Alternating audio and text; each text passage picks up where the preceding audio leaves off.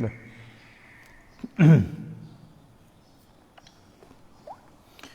أعوذ بالله من الشيطان الرجيم واذكر في الكتاب موسى إنه كان مخلصا وكان رسولا نبيا وناديناه من جانب الطور الأيمن وقربناه نجيا ووهبنا له من رحمتنا أخاه هارون نبيا واذكر في الكتاب إسماعيل إنه كان صادق الوعد وكان رسولا نبيا وكان يأمر أهله بالصلاة والزكاة وكان عند ربه مرضيا واذكر في الكتاب إدريس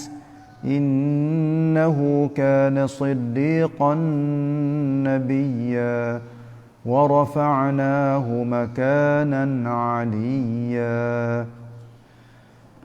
Ayat 51 sampai 57 surah Maryam. Alhamdulillah, pagi hari ni kita tukar udara di tempat lain sikit dah, oleh kerana ada kes berlaku, ada saudara kita yang terkena COVID di Masjid Subulus Salam. Jadi saya ambil peluang ni tukar tempat untuk kita langsungkan bacaan terjemuh ayat-ayat Al-Quranul Karim dalam surah Maryam. Jadi ayat yang ke-51 ni sebagai sambung daripada ayat sebelum pada ni, iaitu kisah hubungnya dengan Nabi Ibrahim AS yang sudah pun kita belajar sebelum daripada ni, iaitu Nabi Ibrahim sentiasa royak kepada bapa dia supaya beriman kepada Allah, kembali kepada jalan yang sebenar, tidak menyembah berhala dan tidak melaku sebarang syirik dengan Allah.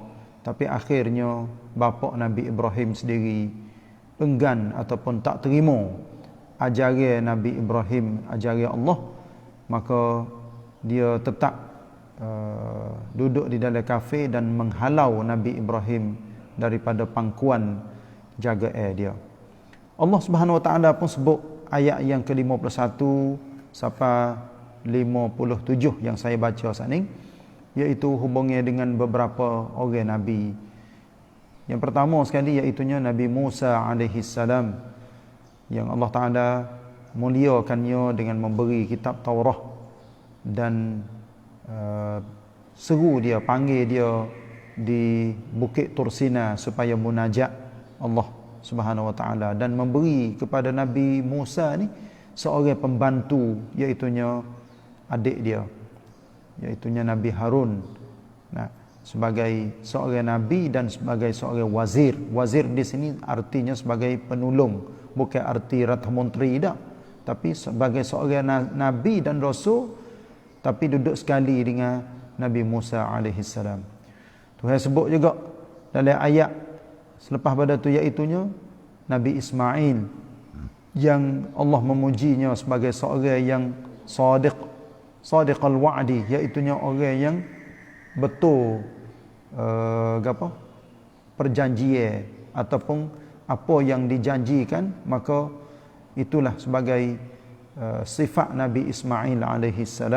Dan Nabi Ismail ni adalah sentiasa suruh ahli keluarganya, maknanya anak dia, isterinya, menunaikan solat, mengeluarkan zakat, dan dia adalah sebagai seorang nabi yang diredai di sisi Allah Subhanahu Wa Taala.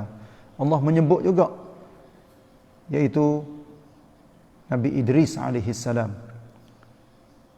Nabi Idris adalah orang yang benar sebagai seorang nabi yang lurus dan diangkatnya di tempat yang mulia di sisi Allah Subhanahu Wa Taala. Ini adalah sebagai kupasan sikit sebanyak yang apa yang saya baca saat ni, dalam arti maknanya dalam lingkungan lebih kurang itulah.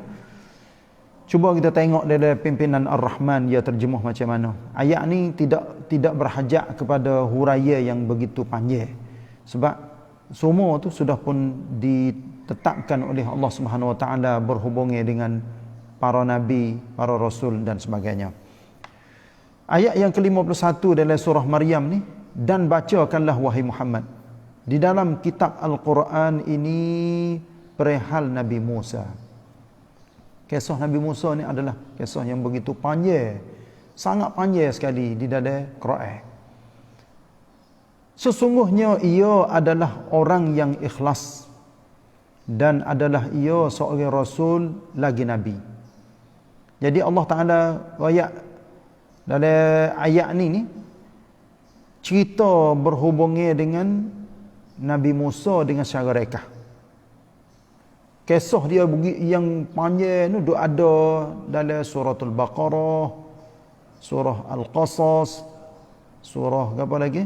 Surah Asy-Syu'ara dan beberapa surah, suratul A'raf dan banyak-banyak surah. Sebab kisah yang paling panjang sekali dalam Quran iaitu kisah Nabi Musa alaihi salam dengan Bani Israel. Tapi Allah Taala rayak di sini 2 ayat untuk jadikan sebagai secara rekah kisah Nabi Musa yang telah diberi penghormatan yang boleh munajat Allah Subhanahu Wa Taala. Tak ada nabi lain-lain, tapi Allah Taala beri kepada Nabi Musa boleh munajat Allah Taala di gunung Tursina, serta dikurniakan seorang saudara lelakinya iaitu Nabi Harun alaihi salam sebagai penolongnya. Sebagai penolong iaitu sebagai pembantu dia.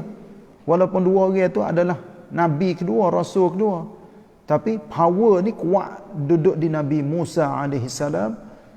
Selepas pada tu Nabi Harun dah tunai tugas tanggungjawab dia iaitu untuk membantu hijau-hijau Nabi Musa apa yang dikehendaki.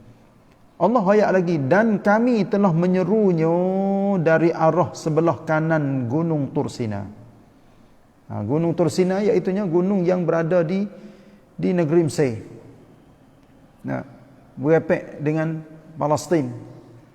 Di situ adanya bukit yang tinggi yang dikira katanya sebagai tempat rasul-rasul, sebab nabi-nabi memang banyak yang berada di situ.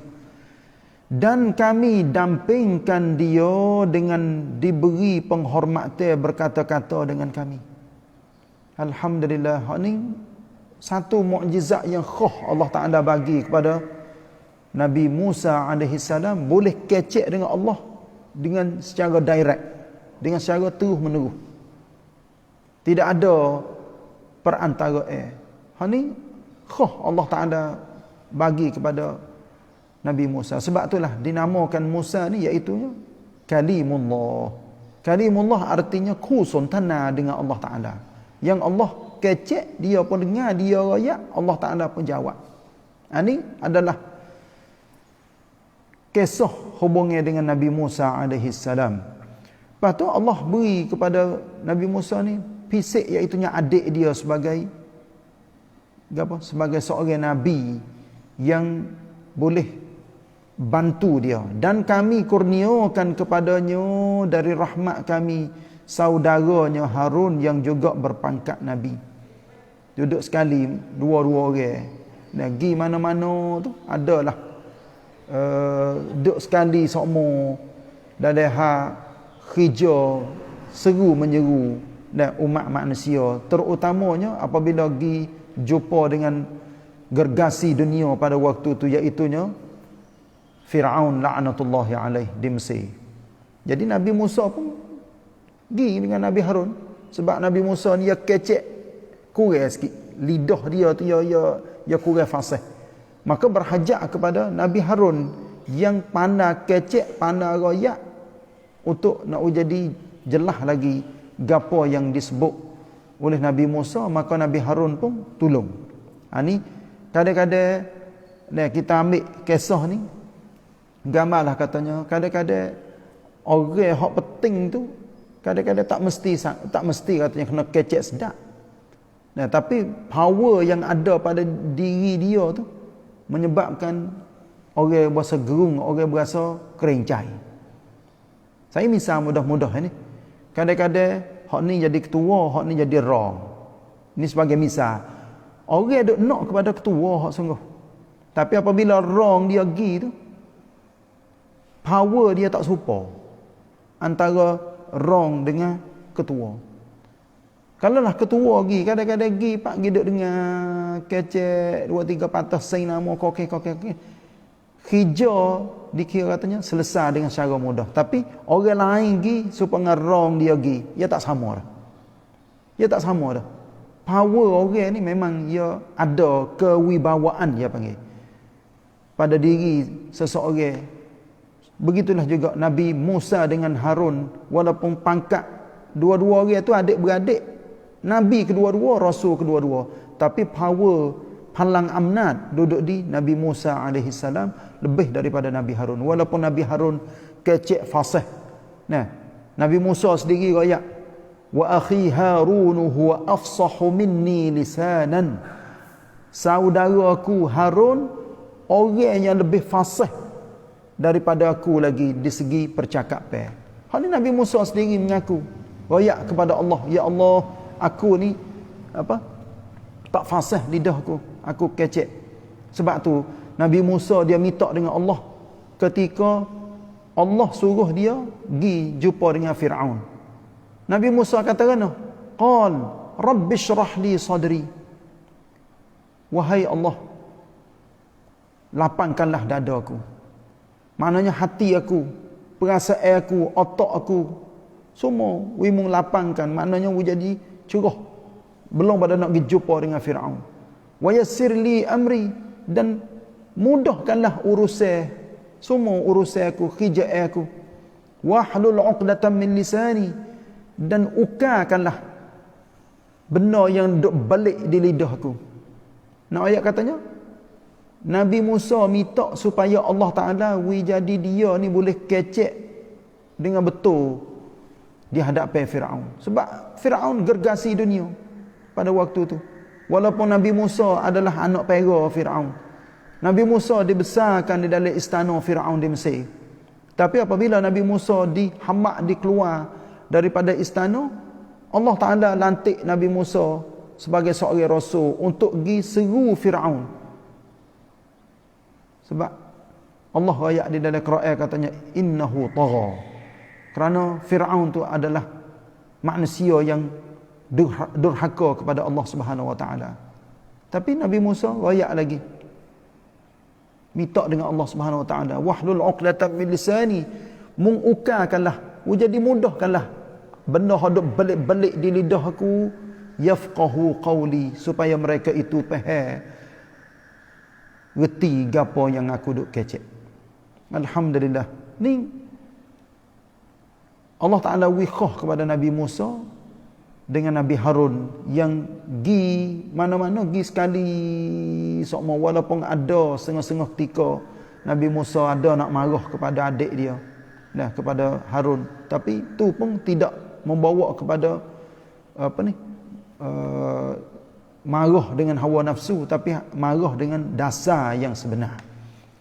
Mari pula ayat yang ke-54, Allah sebut di sini perihal Nabi Ismail dengan syarah rekah dah. Dan bacakanlah wahai Muhammad di dalam kitab Al-Quran ini perihal Nabi Ismail. Nabi Ismail adalah anak Nabi Ibrahim alaihissalam. Dalam pimpinan Ar-Rahman ia terjemuh di sini, setelah Allah Ta'ala menceritakan perihal Nabi Ibrahim, anaknya Nabi Ishaq, cucunya Nabi Yaqub, dan Nabi Musa yang juga berasal dari keturunan Nabi Yaqub. Maka dalam ayat ini diceritakan secara khusus perihal Nabi Ismail, anak seorang Nabi, anak sulung Nabi Ibrahim. Ni hak kita ngaji dah belum pada ni. Nabi Ibrahim ni ya boleh anak, iaitunya Ismail dengan Ishaq. Kerana beberapa keistimewaan yang ada pada Nabi Ibrahim dan Nabi Ismail. Di antaranya ialah sifat menepati janji. Ni Allah Ta'ala wikhah kepada Nabi Ismail betul janji. Kita pun lagu tu lah. Nah, kita kalau nak bersifat dengan sifat-sifat Rasul ni, maka marilah kita jadi betul janji. Gapo hak kita janji kita royak, jadi kita tunai. Kecuali kita tak boleh tunai sungguh, tak boleh tetu, tak boleh tepat dengan perjanjian. Maka kita royak dulu lagi, kita tak boleh betul dengan masa ni. Kita ada kerja, kita ada urusan, kita gotu, kita gani. Orang pun boleh percaya selalu katanya kita tak boleh buat, tak boleh tunai janji kita. Tapi kalau sekiranya kita neu-neu sungguh nak buat masa tu, tepat tu, mengikut gapo hak janji, maka kita tunaikanlah janji kita. Supaya dengan Nabi Ismail yang Allah Ta'ala puji di dalam Quran, sadiqal wa'di. Dia adalah orang yang betul janji. Wa kana rasulan nabiyya, sesungguhnya ia adalah benar menepati janji dan adalah seorang rasul lagi berpangkat nabi.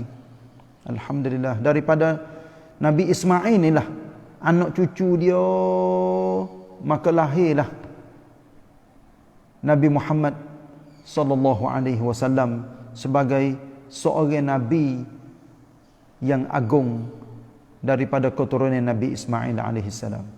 Gapo yang Allah Taala puji Nabi Ismail, iaitunya wa kana ya'muru ahlahu bis-salati waz-zakah, dan adalah ia menyuruh keluarganya mengerjakan sembahyang.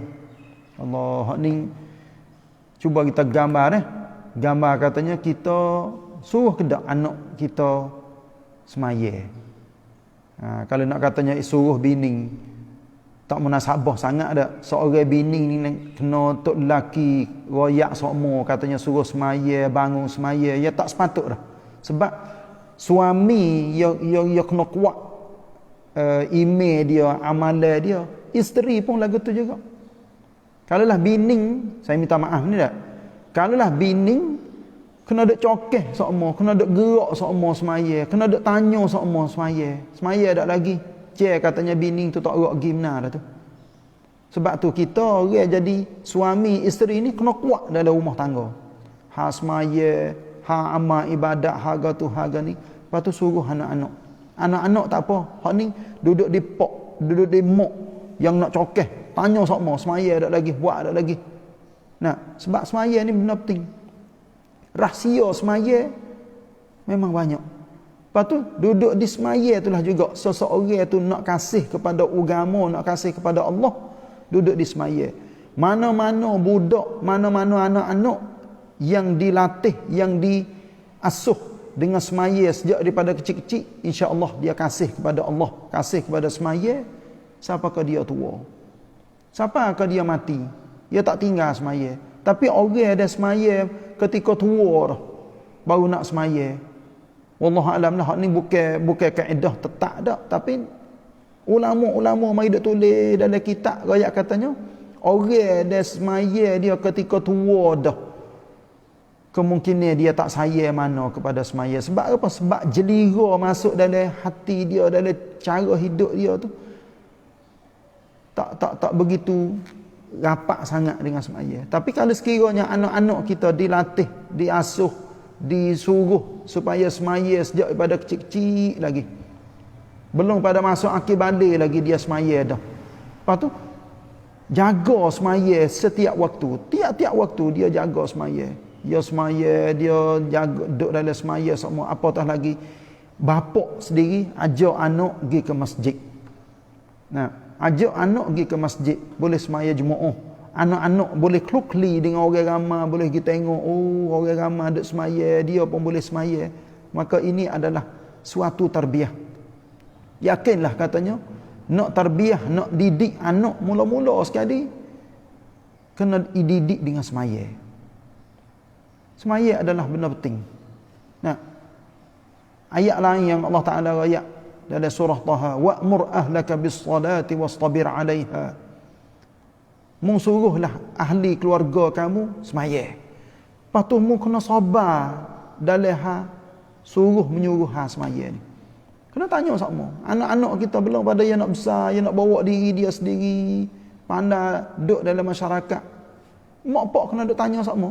Tanya anak, semaya dak lagi. Kadang-kadang budak wallahu alam lah. Kadang-kadang budak dia cerdik, dia berasa katanya dia cerdik. Dia jawab katanya semaya dah, padahal dia tak semaya. Setengah-setengah budak hak semaya rajin itu semaya rajin lagi. Alhamdulillah molek.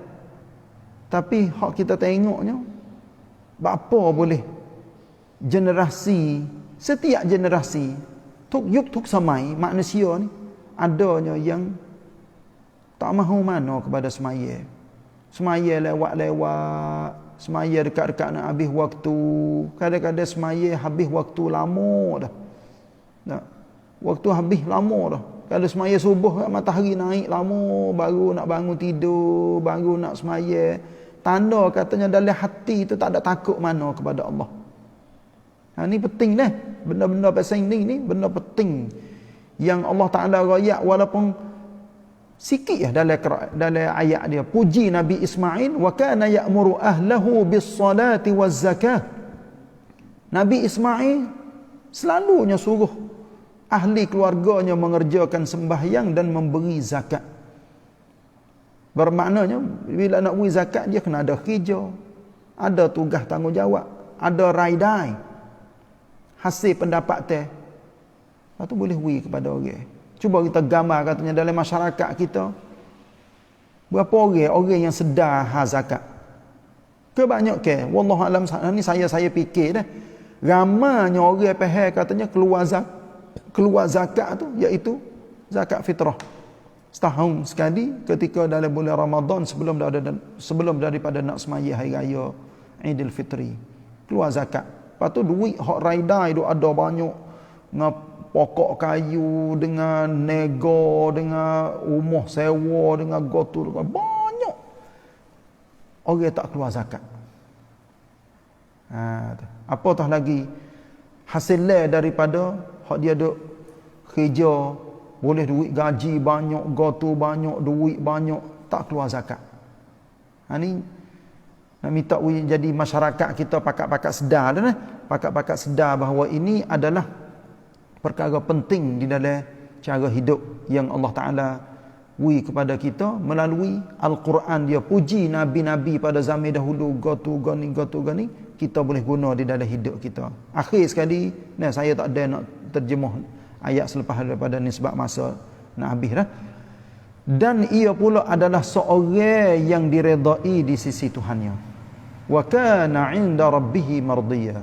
Allah puji Nabi Ismail iaitunya sebagai seorang rasul yang diredai di sisi Allah. Yakni ia menyuruh kaum keluarganya lebih dahulu mengerjakan amal-amal yang soleh supaya menjadi ikutan yang baik bagi orang lain. Ini begitulah. Semua tiap-tiap orang ada. Kalau boleh belum pada yang nak pergi seru, nak royak, nak mengajar, nak ceramah kepada orang luar, royaklah dulu kepada keluarga dia. Orang yang berjaya dalam keluarga, insya-Allah dia akan berjaya di luar keluarga dia. Tapi kalau sekiranya duduk nen kepada orang luar saja tapi bokprong dalam rumah tangga, bini dia, anak dia mai kuap mai dule, maka bagaimanakah dia nak pergi nak pergi berjaya dengan orang luar, sedangkan anak dia sendiri, isteri dia sendiri, dia tidak berjaya di dalam hal didik ke. Sebab itulah mari kita pakat-pakat sedar bahawa ini adalah perkara penting dalam kehidupan setiap muslim, setiap keluarga, melalui Al-Quranul Karim yang Allah Ta'ala royak kepada kita. Maka kita ambil lah faedah sebanyak mungkin. Terutamanya kita minta supaya Allah bukakan hidayah, buat selama-lamanya kepada kita, dapat kita nikmati kejernihan, kebaikan ajaran daripada Al-Quranul Karim. Mudah-mudahan kita menjadi hamba Allah yang diredai dunia sampaikan kita boleh duduk di dalam syurga insya-Allah. أقول قولي هذا وأستغفر الله لي ولكم وصلى الله على نبينا محمد وعلى آله وصحبه وسلم والسلام عليكم ورحمة الله وبركاته.